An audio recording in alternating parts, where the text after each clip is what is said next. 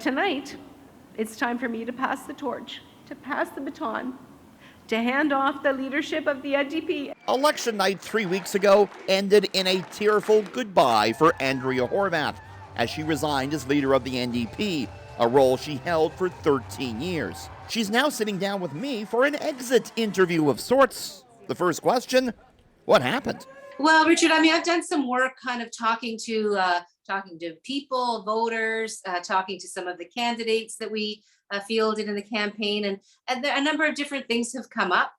Folks were exhausted. They were tired after COVID. They were just trying to get their lives, back on track. I think some of that that had an impact. What do you think went so wrong? I mean, Ford won more seats than last time. I don't know that there was one factor alone. I think there were many, many factors.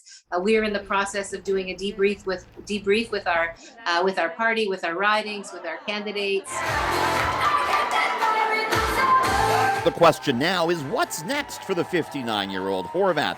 She was re-elected as an MPP for her hometown of Hamilton, but there's now an interesting new job opening in Steeltown. Horwath is dropping some very strong hints that she may run for the mayor of Hamilton. I'm getting a lot of positive encouragement about my hometown, where I developed all of the passion that I have for working for folks. Current Hamilton Mayor Fred Eisenberger announced he wouldn't seek re-election, and he's endorsed Horwath as his replacement. I'm not in a position at this point to make that decision, but certainly there's been some talk around the town, if you will, in Hamilton. Wasn't that great?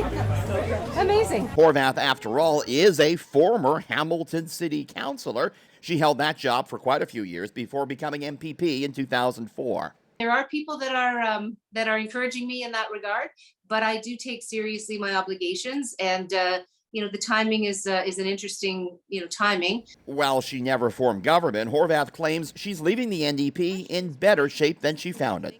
I'm proud to have turned the ship around, and I leave the party in really great shape as the leader. So handing that baton over to the next leader. So who is next to lead the NDP?